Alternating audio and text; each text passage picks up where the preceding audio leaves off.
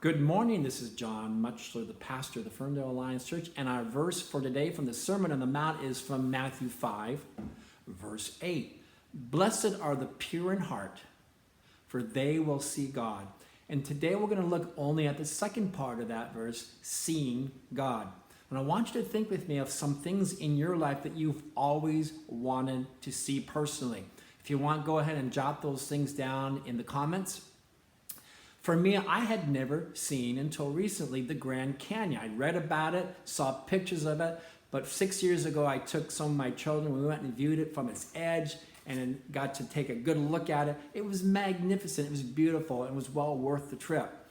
I had read somewhere that you could actually view the International Space Station, the ISS. It's about 200 miles above us. That's about the same distance from here to Portland as a crow flies. It travels at 17,000 miles an hour. That's about 5 miles in a second. But you could watch that thing if you knew where to look at night. And so there's a website, I think it's called Spot the Station, and they will send you text messages or emails to tell you where and when to look. It's cool to see it. I still love getting out at night and viewing that thing. I would like to think that I'm young enough that there will be a time in my life, instead of taking a trip to Tahiti or to Hawaii, but people could actually take a trip into space, not just the astronauts, but normal people. So you get a chance to view our planet, our beautiful blue-green planet from space. We've all seen great pictures, but can you imagine how cool that would be to actually be able to view this planet? So think about some of the things that you wanted to see. Now, there are some things that we can see that we should not be looking at. For example, the sun. We've all been kids, looked at the sun, and by the way, thank God for eyelids.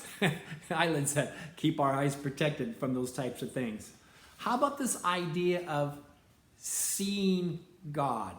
Much like seeing the sun, it's just not a very easy thing to do. The Bible tells us that it's simply not possible to see God because He's invisible. For example, 1 Timothy 6:16 says that God alone is immortal and He dwells in unapproachable light. No one has ever seen Him, nor can anyone see Him. Again, try looking at the sun. You just can't do it. Now, it says here that He dwells in unapproachable light. Accumulate all the light from all the stars in the universe. And we now know that there are some billion trillion stars in the known universe. Gather all that light together and try looking at it. You can't. I think that's the image that we have here of trying to look at God. It's just not possible. We're simply not built and designed to do it as part of God's creation. It'd be like telling an ant, okay, Mr. Ant, I want you to look at that star out there, and the closest star to us is Alpha Centauri. I think it's some 4.3 light years away from us. That simply means that it takes 4.3 years for light from that star to get to us. In other words, when we look at Alpha Centauri, which we can see on a clear night, we're not looking at Alpha Centauri today. We're looking at Alpha Centauri as it was 4.3 years ago. It might be gone by now. We just won't know until 4.5 years. Telling it out, take a look at that star and take it all in. It's not designed to do that. Or even telling the ant, okay, I want you to read the works of Einstein to figure that all out. The ant is not capable. That's kind of the scope of what we're dealing with now. The ant's going to benefit from light and sunshine, but it really can't, it's not designed and capable of taking it all in. We just don't have the capability of taking in all of God. He dwells in unapproachable light. There's also not just a physical sense that we can't see God because He's invisible, which more so just means He's way beyond the current creation that we can see. He's at a totally different dimension and level. There's a moral sense in which we can't see God. Moses had many close experiences with God, and he talks about one of his experiences when he says, God, I would like to see your glory. Could you just show me your glory? And God says, no, I can't do that. I'll cause my goodness to pass in front of you. I will announce and tell you my name. I will get that close to you. But you cannot see my face because no one can see me and live. A similar experience was felt by Isaiah the prophet. One of the most important books in the Old Testament is Isaiah. Some 66 wonderful chapters that's full of predictions and imagery about Jesus Christ. But in chapter 6, he has a vision. He says it's a vision in which he sees the glory of God. And he says this, woe is me.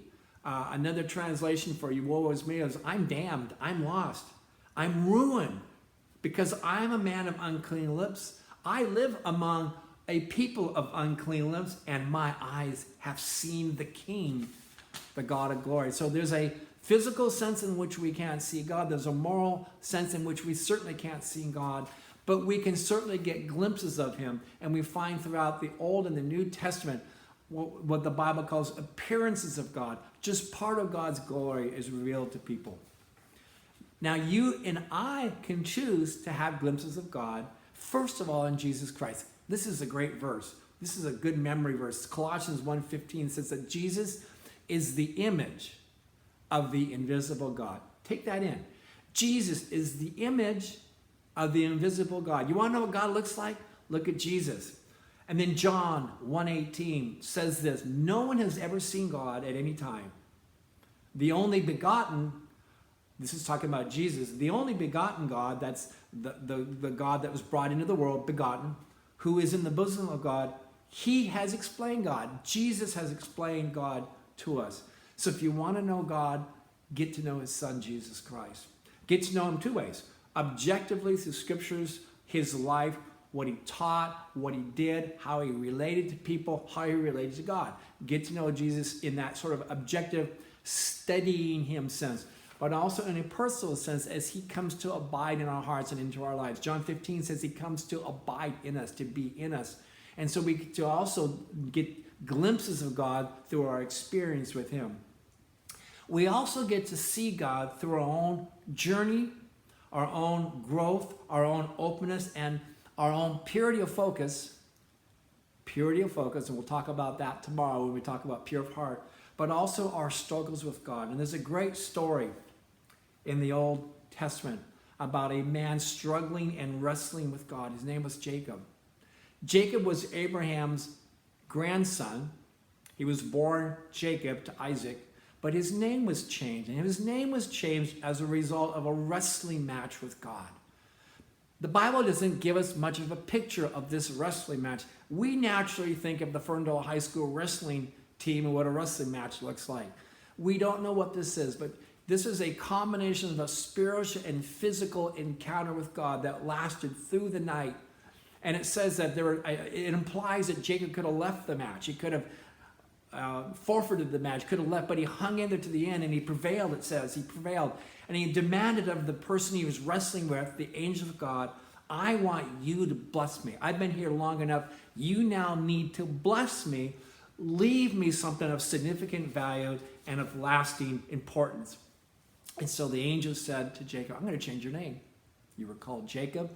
Now you're going to become Israel, and that's the name of the nation, Israel. The nation of Israel coming from Jacob, now called Israel. And this word Israel means one who's prevailed with God. And Jacob says, I'm going to name this place, and you're going to change my name. I'm going to rename this place that we have this wrestling. I'm going to call it Peniel. Peniel, because I saw God face to face, and yet my life was spared. Peniel means seeing God. And I wrestled with God. I saw him in a very intimate way in the struggle. And I'm going to call this place Peniel because I saw God face to face. We get glimpses of God is the point. We get these amazing glimpses of God, not just when we go through trials and struggles and difficulties like we all are going through right now with this pandemic, but when we go through them with God and we're struggling with God with basic questions like, God, what are you trying to show me or teach me in the midst of this current crisis that we're going through? What are you trying to tell me? This is not about the big picture kind of stuff. This is not about what is God doing for the globe or for the country. It's about what is God doing in you right now. This is not getting too theological, too philosophical. This is getting personal and intimate with God. God, this is different. Our lives have been changed. What do you want to do in my life right now? What kind of changes do you want to make in my life now? right now. Lord, I am not going to leave here until you bless me with a greater glimpse of you. So God wants to reveal ourselves in many personal ways. He wants to give us greater and greater glimpses of him. And he does that as we stay focused on him. Again, blessed are the pure in heart, for they will see God. And we'll talk about purity of heart tomorrow. Thank you for watching today. I hope you have a fabulous day. May God bless you and keep you. And may God reveal himself more to you as you wrestle with him.